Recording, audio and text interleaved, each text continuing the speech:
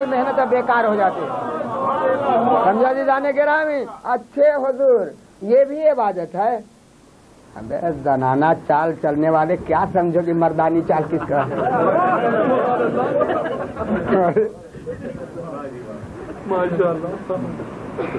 تمہیں کیا خبر کہ کون سا موقع کیسے چلنے کا. تو ان کی بات تو نبی کا جانے, ہم کیا ان سے الجھائیں. نہیں سمجھے, نبی بیٹھائے تھے بدل میں نبی جانے, میں نے ان سے ان کو منہ لگاتا. آپ یقین کریں میں ان سے بات کبھی کرنے پر راضی ہی نہیں. میں تو آپ مولا کے پاس پہنچ گیا, مولا آپ وہ تو وہاں نبی سے الجھا ہوا ہے, آپ بتائیں کہ آپ ایسے کیوں چل رہے تھے. کہا دیکھو ایسے ایسے اس کے لشکر میں اور بھی ہیں, ایسے ایسے اس کے لشکر میں اور بھی ہے, ادھر میں دیکھ رہا ہوں. یہ جو چال میں شیرانہ چل رہا ہوں یہ کاٹ کے سر فوراً نبی کی خدمت میں چلا جاتا, تو وہ جو نبی سے الجھا ہے وہ بھی کہتا کہ اتفاق کی بات تھی. نہیں اور کیا, میں تو کہہ چکا تھا نا کہ اونٹ کے بچے کو سپر بناتا ہے, اور یہ تو ابو طالب کے بیٹے نے اس کے مار لیا, تو میں تو یہی جھوٹا بن گیا. غور کر رہے ہیں نا. تو کہہ رہے ہیں علی کہ میں اس لیے ایسے چل رہا ہوں شیرانہ چال, اور جس کو اس نے تکبر کیا ہے کہ ایسے ایسے اس میں اور ہیں, تو میں ان کو زبان حال سے آواز دے رہا ہوں کہ اس کی طرح تم میں سے کوئی اور بھی اپنی زندگی سے گھبرا گیا ہو, کوئی اور اپنی زندگی سے گھبرا گیا ہو, اس کے جسم پر اس کا سر بوجھ بن گیا ہو, تو آ جائے. میں نے اس کو اتفاقیہ نہیں مارا ہے, کھیلا کھیلا کے. نہیں کھیلا کھیلا کا مطلب نہیں سمجھے, رک نہ دیا, کھیلا کھیلا کے. ہاں اگر کبھی دریا میں گئے ہوں, وہ مچھلی جب کانٹے میں پھنستی ہے نا, تو جب اس کو پانی سے لگائی ہے تو پھر پانی میں چھوڑ دیجیے, بڑا اچھا لگتا ہے. صلوات بر محمد آل محمد. ہاں یہ ہر فن میں زندگی گزار رہا ہوں, کانٹے میں پھنسی ہوئی مچھلی, تو علی نے کر دیا نا, چھوڑ کے ہٹ گئے. تو وہ لوگ سمجھے کچھ, علی نے کہا کچھ, کیا اس نے تھوک نہ دیا تھا, ہٹ گئے. پھر پچھاڑا, اب پھر دیا سر فضل فقار. اور عزیزان گرامی معذرت کے ساتھ کیا کروں, وقت 1 گھنٹہ بھی اور رہتا تبھی یہ واقعہ اب اس کے بعد کا دلچسپ چھیڑتا. خون ٹپک رہا تھا ذوالفقار سے, چھوڑ دیا موقع کو, اور بہت سی باتیں یہاں کی ٹپک رہا تھا, لیکن ابھی علی گئے. کہاں گئے؟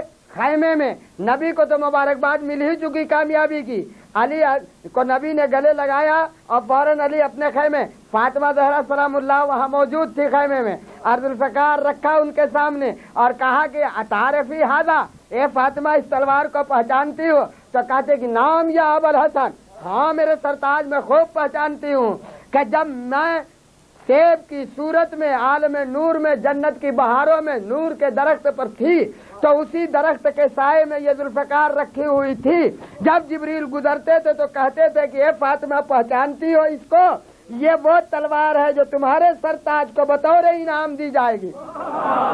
میں یہاں سے نہیں پہچان رہی ہوں, میں اس کو وہیں سے پہچان رہی ہوں.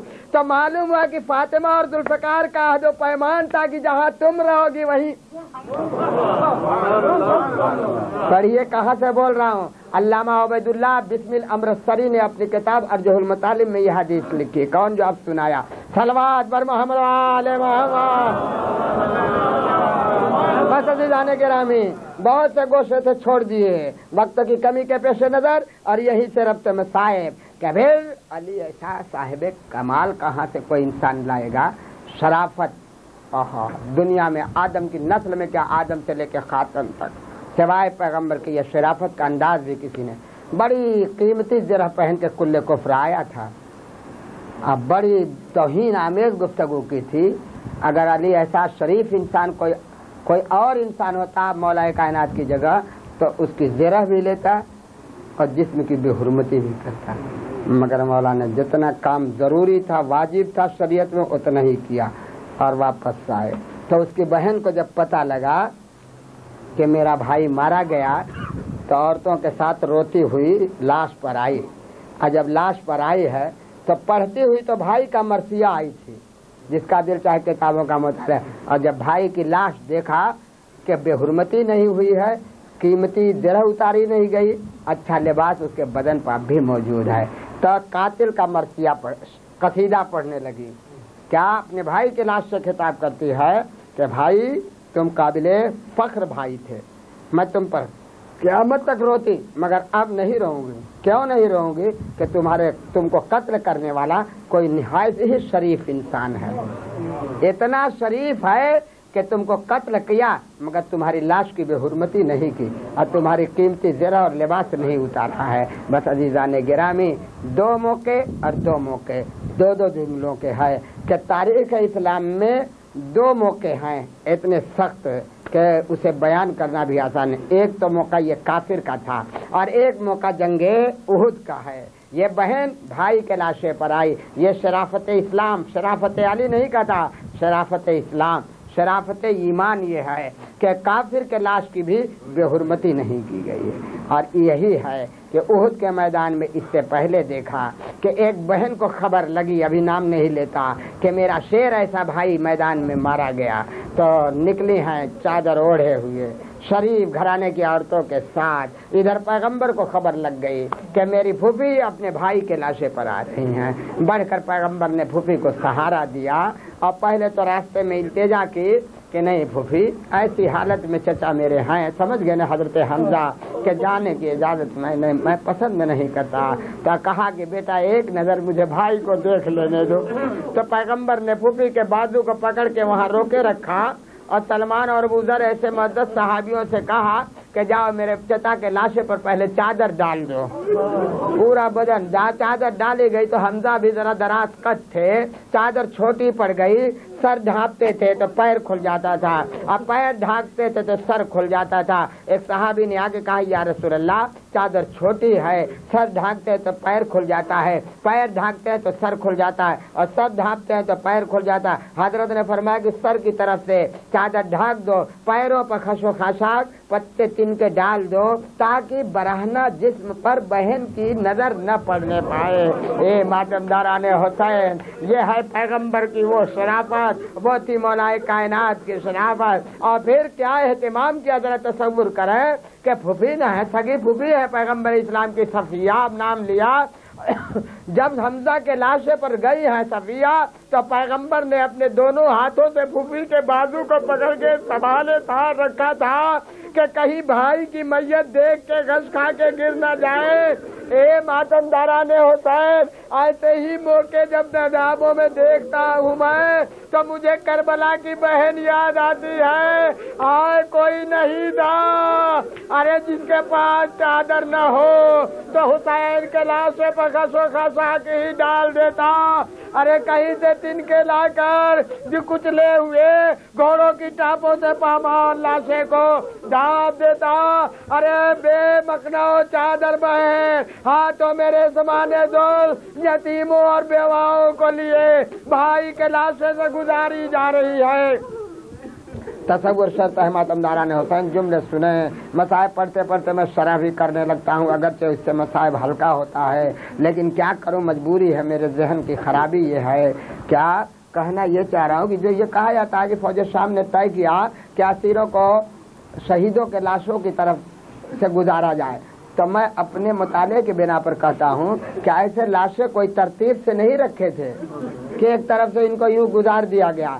नहीं, अब्बास का लाशा फरात के करीब था, आनो मोहम्मद के लाशे कहीं थे, अली अकबर का लाशा कहीं था, हुसैन का लाशा नशेब में, समझ के मेरा मतलब ना, यूं नहीं तरतीब से कहीं रखे थे कि एक तरफ से यूं गुजार दिया गया। नहीं, कभी नसीरों को अब्बास के लाशे पर ले गए और कभी अली अकबर के लाशे पर ले गए, कभी अनु मोहम्मद की मैयत पर, कभी कासिम के लाशे पर, बस यूं घुमाते हुए आखिरी मैयत अरे इमाम हुसैन की लाशा पामाल और जिस्म पर कोई कपड़ा नहीं। बस यूं कहता हूँ कि ततहीर की रिदा थी, अल्लाह बेहतर जाने।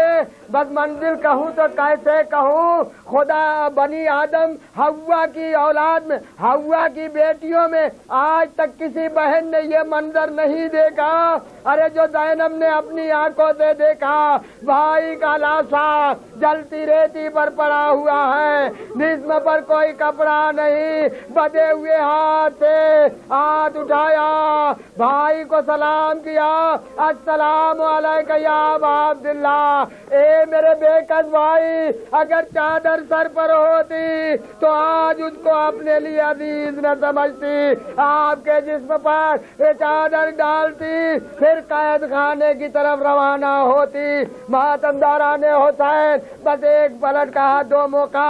एक मंजिल तो ये थी कि बरहना जेब ज़ैनब ने देखा, अरे जब रिहाई के बाद पलटी है तो करबला के मैदान में सब शहीदों की कब्रें बन चुकी थी, हुसैन की कब्र भी बनी। आसार से ज़ैनब ने पहचाना कि करबला करीब है। सैयद सज्जाद से कहा, बेटा अरे मालूम होता है जमीन करबला करीब आ गई, जब भाई की कब्र दिखाई देने लगे तो मुझे जरा बता दीजिएगा।